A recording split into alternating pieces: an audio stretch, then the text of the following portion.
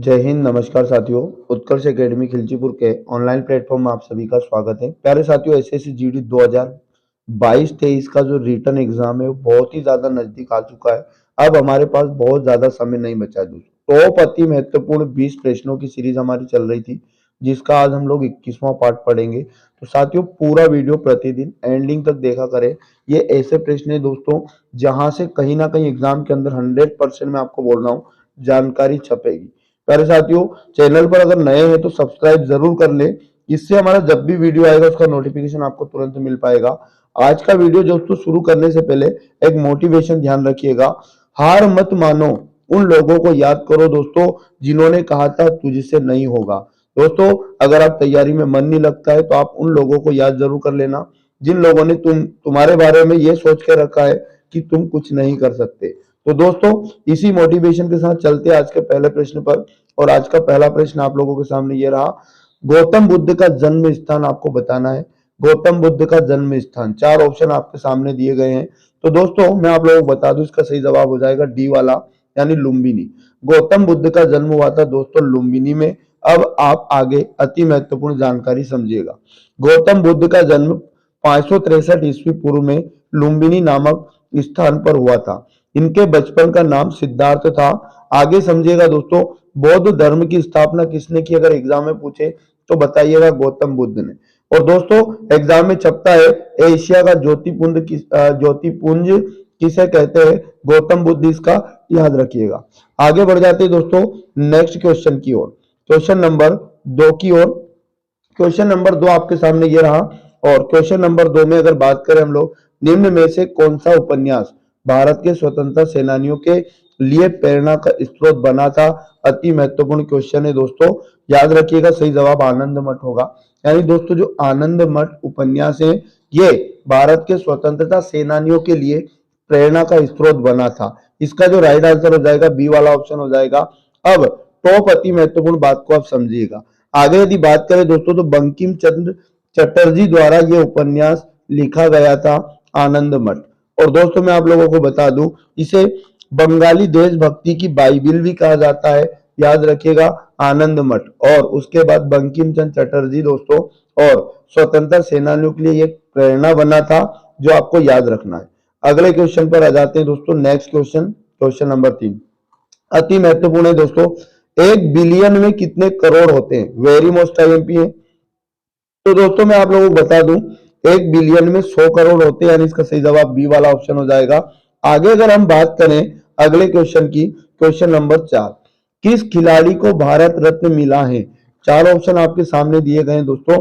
तो इन खिलाड़ी का नाम है सचिन तेंदुलकर, यानी Sachin Tendulkar, option number B सही जवाब हो जाएगा। सचिन तेंदुलकर दोस्तों ऐसे खिलाड़ी हैं जिन्हें भारत रत्न मिला है। दोस्तों, मैं आप लोगों को बता दूं टॉप अति महत्वपूर्ण जानकारी, सचिन तेंदुलकर को कब मिला है दोस्तों, 2014, याद रखिएगा, छप सकता है।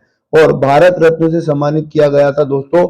और सचिन तेंदुलकर इस सम्मान को पाने वाले सबसे कम उम्र के व्यक्ति है। एग्जाम में यदि छपे दोस्तों कि सबसे कम उम्र के व्यक्ति का नाम बताओ जिन्हें भारत रत्न अवार्ड मिला था, सचिन तेंदुलकर जी, याद रखना। और मैं आप लोगों को बता दूं, सचिन तेंदुलकर जो है दोस्तों खेल के क्षेत्र में भारत रत्न पाने वाले एकमात्र खिलाड़ी हैं, ये भी छाप के रखना है। आगे अगर हम बात करें नेक्स्ट क्वेश्चन, कामाख्या मंदिर कहाँ स्थित है, वेरी मोस्ट आईएमपी दोस्तों, स्टार क्वेश्चन है। आगे यदि बात करें तो इसका जो सही जवाब हो जाएगा असम, यानी कि असम में है दोस्तों कामाख्या मंदिर।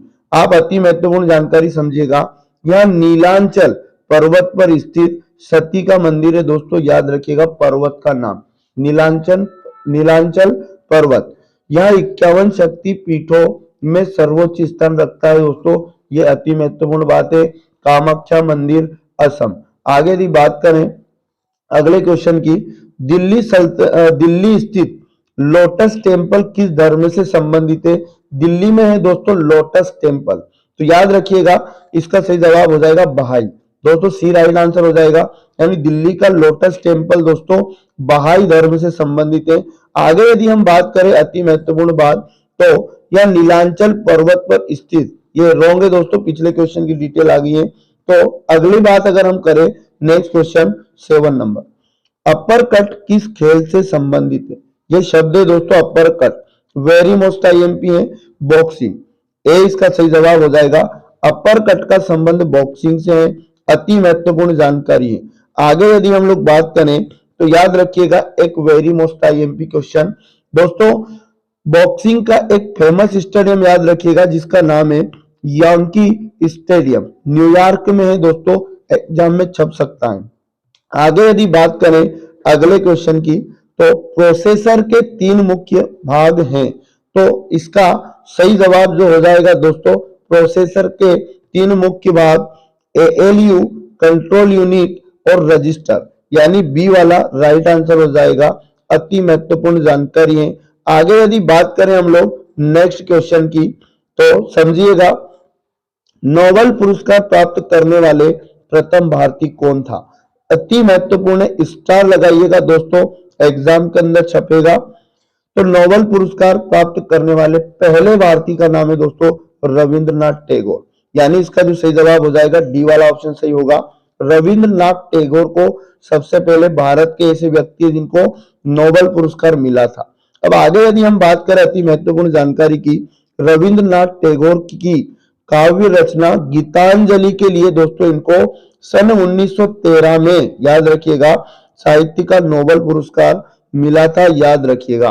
नोबेल पुरस्कार से समझ लीजिएगा दोस्तों, पहला नोबेल पुरस्कार 10 दिसंबर 1901 को दिया गया था और पहला नोबेल पुरस्कार शांति के क्षेत्र में मिला था दोस्तों रेड क्रॉस के संस्थापक हेनरी ड्यूनेंट और फ्रेंच पीस सोसाइटी के संस्थापक अध्यक्ष यानी फ्रेडरिक पेसी को संयुक्त रूप से दिया गया था।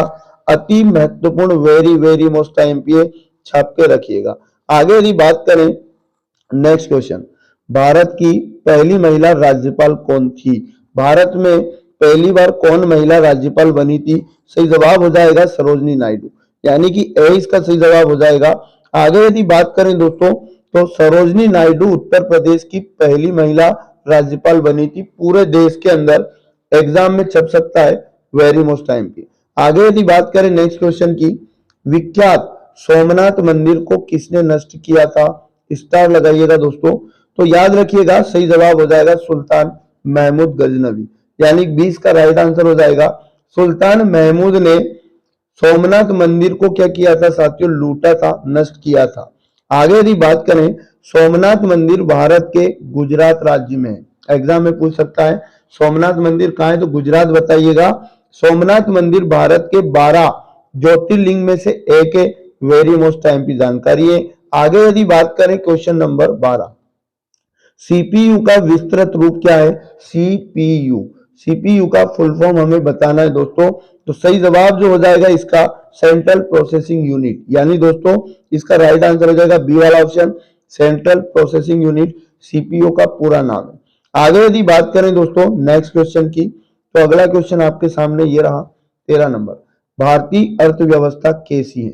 भारतीय अर्थव्यवस्था के बारे में बताना कैसी है, तो दोस्तों मैं आपको बता दूं भारतीय अर्थव्यवस्था मिश्रित अर्थव्यवस्था है, यानी सही जवाब हो जाएगा बी वाला ऑप्शन, मिश्रित अर्थव्यवस्था। आगे यदि बात करें अति महत्वपूर्ण, भारत में निजी क्षेत्र और सार्वजनिक क्षेत्र का सह अस्तित्व है दोस्तों। अपनी अर्थव्यवस्था में कुछ निजी और कुछ सार्वजनिक क्षेत्र दोनों का ही हिस्सा है दोस्तों, इसलिए भारतीय अर्थव्यवस्था को मिश्रित अर्थव्यवस्था भी कहा जाता है। आगे यदि बात करें नेक्स्ट क्वेश्चन की, क्वेश्चन नंबर 14, भारत का सबसे बड़ा जनजाति समुदाय कौन सा है? वेरी मोस्ट आईएमपी है, स्टार लगाइएगा और छाप लीजिएगा। तो भारत का सबसे बड़ा जनजाति समुदाय है दोस्तों गोंड, यानी कि 20 का राइट आंसर हो जाएगा। आगे यदि हम बात करें दोस्तों, भारत का सबसे बड़ा जनजाति समूह गोंड है। ये जनजाति कहां कहां पाई जाती है? मध्य प्रदेश में, महाराष्ट्र में, छत्तीसगढ़, आंध्र प्रदेश और उड़ीसा राज्यों दोनों में इनमें पाई जाती है, छाप के रखिएगा साथियों। आगे यदि बात करें नेक्स्ट क्वेश्चन 15 नंबर, भारतीय प्रायद्वीप की सबसे लंबी नदी कौन सी है? वेरी मोस्ट आईएमपी है, तो इसका जो सही जवाब हो जाएगा गोदावरी, यानी दोस्तों राइट आंसर डी वाला ऑप्शन होगा। गोदावरी नदी भारतीय प्रायद्वीप की सबसे लंबी नदी है। आगे यदि बात करें इससे हम, इसकी लंबाई 1465 किलोमीटर, गोदावरी नदी की लंबाई कितनी है दोस्तों? 1465, छाप के रखना है। आगे यदि बात करें इसकी उत्पत्ति नासिक महाराष्ट्र जिले के त्र्यंबकेश्वर स्थान से होती हैं। तो याद रखिएगा जो हमारी नदी है गोदावरी, इसका उद्गम कहाँ से हुआ? तो नासिक महाराष्ट्र जिले के त्र्यंबकेश्वर स्थान से। इसकी सहायक नदियां एग्जाम में सक सकती है, बैनगंगा, वर्धा, पैनगंगा, प्राणहिता, इंद्रावती, मानेर तथा सबरी है। आगे यदि बात करें साथियों, दक्षिण की गंगा किसे कहते हैं? गोदावरी होगा।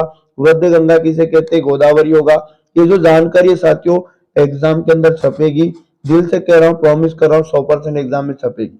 आगे बढ़ जाते हैं नेक्स्ट क्वेश्चन नंबर 16। भारत का सबसे ऊंचा बांध कौन सा है? Very most IMP. सबसे ऊंचा बांध है दोस्तों भाखड़ा, डी वाला राइट आंसर हो जाएगा, भारत का सबसे ऊंचा बांध। आगे यदि बात करें, एग्जाम में पूछा जाए भाखड़ा बांध किस नदी पर है? तो सतलज नदी याद रखिएगा। और भाखड़ा बांध विश्व के उच्चतम गुरुत्वीय बांधों में से एक है। वेरी मोस्ट टाइम भी टॉप जानकारी थी, छाप के रखिएगा। आगे बढ़ जाते हैं 17 नंबर।